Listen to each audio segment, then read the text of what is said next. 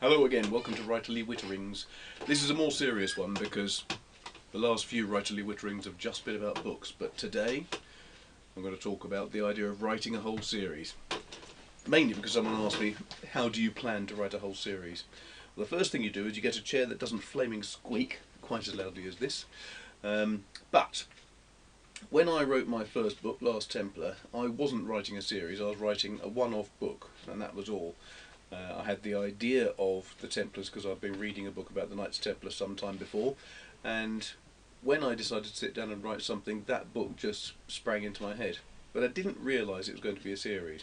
The first I knew about that was when Headline commissioned the first book and then said yes, and we'd like 2 more in the series as well, which was a shock. It was not what I was expecting, but never mind.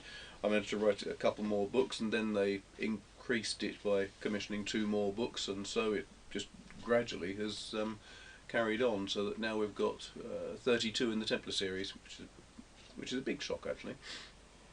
But I never set out to write a complete lengthy series.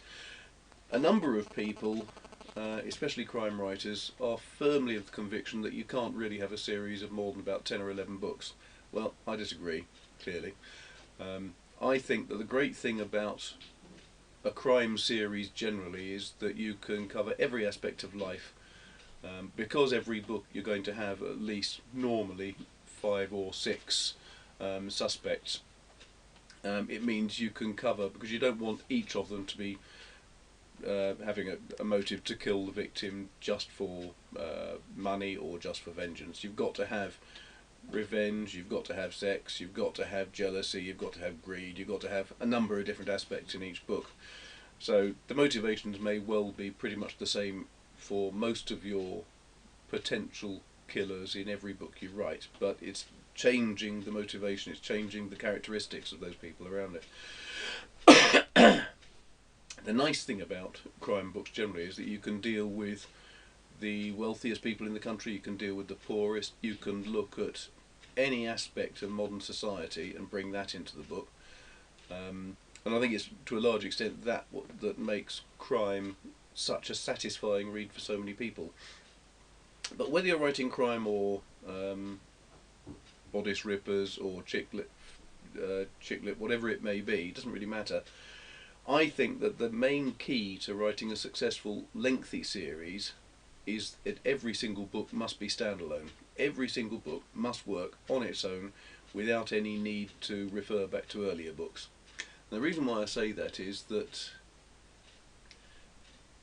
if your series is going to stay fresh, every new book coming along must be really a bit different from the previous ones. I was thinking about this when I was analysing my own series a little while ago. The first 6 or 7 books were really based on the fact that I didn't know what I was doing, but I knew I enjoyed history and I really loved researching, so I'd pick a theme per book and then I would really work that theme to death. So for example, the first was Knights Templar, fine, I did a lot of research into the Templars. Then Merchant's Partner was a lot more about just the general life in the West Country. Moorland Hanging was all about tin mining, so I could research tin mining. Credited Killings was about mercenaries, so I could look at mercenaries. And I was going through specific themes. After a while I started looking into a few of the more interesting aspects of specific history relating to Devon. But then I went into legends and myths about Dartmoor and looking at how they might have developed. And from there, of course, I gradually progressed, going through the coroner's rolls and picking out murders and accidents that happened in the coroner's rolls and that were reported to the justices, and moved from there into the politics of the time when I was going into the centre of the court for Edward II, but also into Paris with later books. But the main thing is, each book stands up well in its own right. Now, if you want to, you can start at the very beginning and you can read right the way through the sequence. And the nice thing about doing that is you'll see how characters changed over time. So Baldwin starts off as a very suspicious, not particularly likeable character, I don't think. Not that he would have been a fairly hard-hearted, hard-headed bloke. But he, after he gets married, gradually some of the rougher edges gets worn away. And he turns into a much more likeable character later on in the series. Simon, on the other hand, started off as an affable, amiable sort of character in the first couple of books, with a bit of a spark to him. But then I deliberately had his son die, and that caused a huge amount of friction between him and his wife, and that was developed over 2 or 3 books until his wife got pregnant again. I'll apologise now, the batteries just died. So, I will say, that led to a whole new dimension for their family, especially when the daughter became a teenager, and as teenage daughters always are, grew much more difficult and problematic. You can't guess what I'm looking at there, can you? So, with a long series, I think that to maintain the freshness, you have to keep ringing the changes with every book. When I have a very humorous book, such as Death Ship of Dartmouth, for example, the following book was really quite dark. When I have, going later on, a deeply political book which is taking people into the centre of London politics or Paris politics, then the next book was back in Devon, much more parochial story, but straightforward whodunit.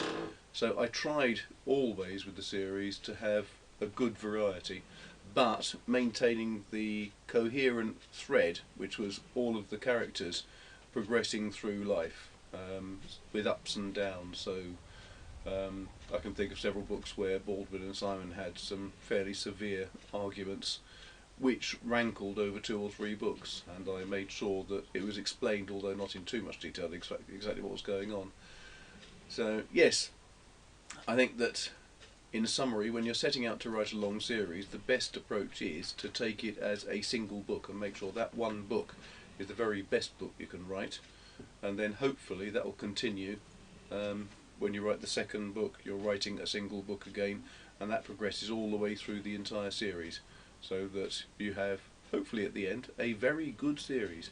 And that's it! So thank you very much for watching this. Don't forget, if you want to, add a comment at the bottom, share it, like it, send it to all your friends, tell your neighbours about it, do all the other good stuff, because otherwise it feels that I'm talking to myself, which is actually what I'm pretty good at as a writer, but it does make me a very sad person. So, thanks very much for watching.